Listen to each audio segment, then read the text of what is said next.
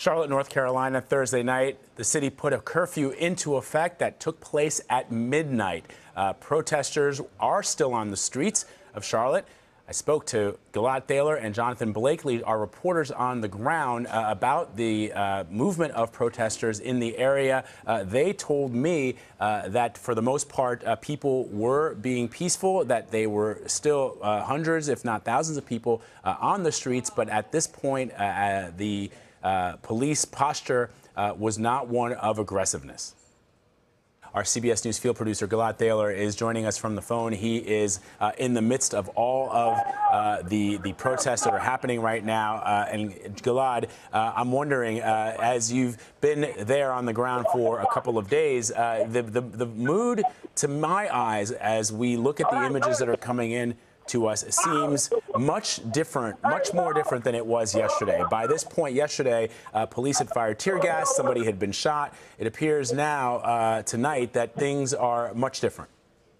It seems absolutely more organized tonight. There's clearly some route that's been taken, and yes, they'll alternate and take different directions, but there seems to be some organization in terms of keeping people grouped together so they don't split off into different factions.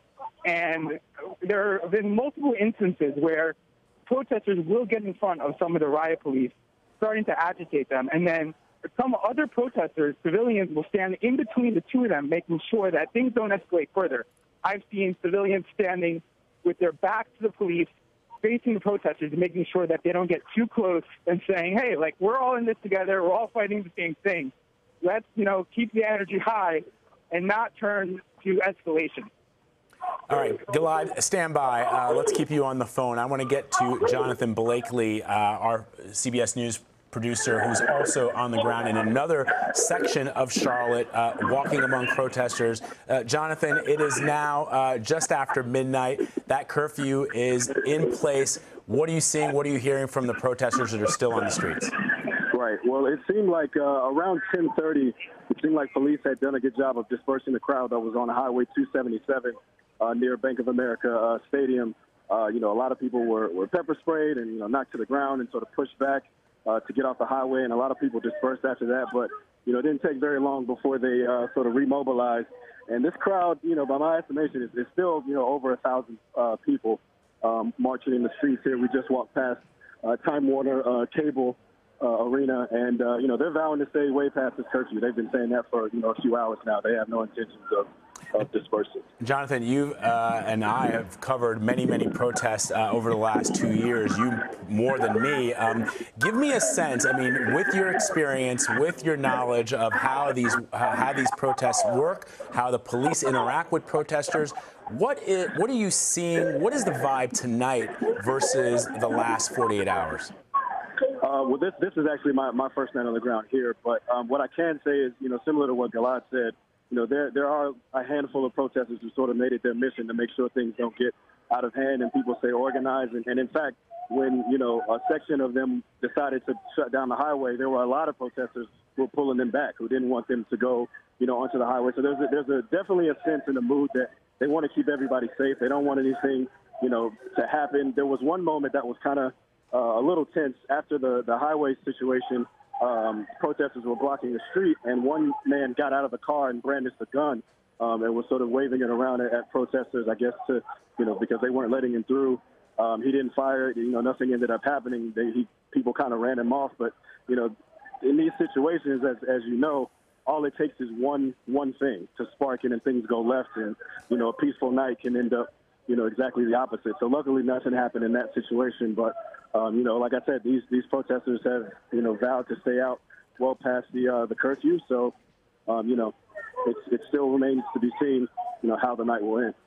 You and I, Jonathan, were in Ferguson, Missouri 2 years ago, and we saw the posture of the police at that time. It was very militarized. They were pointing weapons at civilians. Over the last 2 days, images have come into us of the police doing exactly the opposite of that, showing restraint, showing strength, but not being aggressive with the crowd. Are you still seeing that? But for the most part, the situation on the highway, it did get a little more violent than I expected. because, as I said, they did block off the highway, but they were peaceful. They weren't, pushing and shoving or throwing things.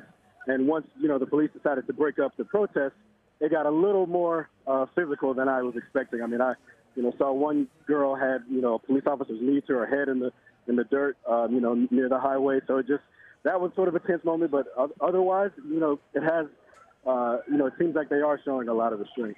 And, I'm looking back at the crowd now, a little down from Time Warner Cable Arena. This might be 2,000 people. It seems like it's grown from what it was even a few hours ago. They've been walking past some of these residential buildings and hotels, and people looking out their window. They've been sort of, inviting them to come join the march, and people have been sort of just, tagging on as it's been happening the last few hours. But the crowd is definitely bigger now as I'm looking back at it. All right, Jonathan Blakely, our CBS News producer on the ground in Charlotte, North Carolina. Jonathan, stand by. I want to go back to Gilad Thaler, who's in another section of town. These are his images that our viewers are now looking at. Again, Gilad, just from the pictures that you're showing us, the crowd peaceful, protesting, holding signs, hands raised in solidarity, even though that curfew has now gone into effect. Yeah, no one seems to be too anxious about the curfew. They're kind of taking their time walking. You will hear chants here and again.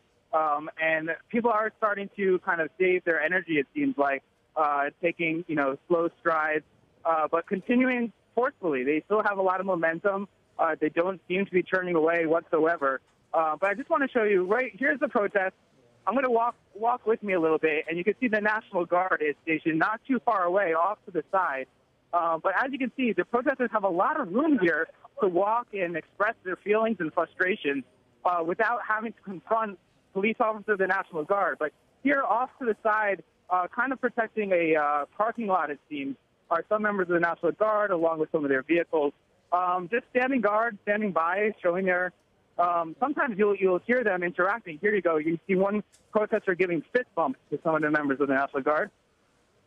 And this is happening right in front of me. So there is not a lot of tension, as you can see right now. There appears to be a bit of a delay in the video that's coming into us. We're seeing that young man interacting with National Guardsmen there, Gilad, which is something that certainly is a welcome sight, something much different than what we saw last night. That is I think for a lot of people who are worried, people across the country and people in North Carolina and Charlotte specifically, it is a welcome sight to see somebody who is exercising their constitutional right to protest, but also respectful and cognizant of the job that the National Guardsmen have to do there. And so that is certainly a welcome sight. Gilad, as you pointed out earlier, it doesn't seem as if these protesters are in any hurry to get off the streets, but it also doesn't seem, to my eyes, as if the National Guard or the police are in any hurry to corral them off the streets. Not as far as I've seen. Now, we do know, I've seen earlier, a large contingent of police and riot gear going into a local hotel. Seems to be a staging area for them. So they may not be visible right now in large numbers, but we do know they are very close nearby. And a decision to just take everyone off the streets could happen within seconds. Not that there's any notice of that, but we do know for a fact that they are nearby. They're in large numbers, staging with full riot gear.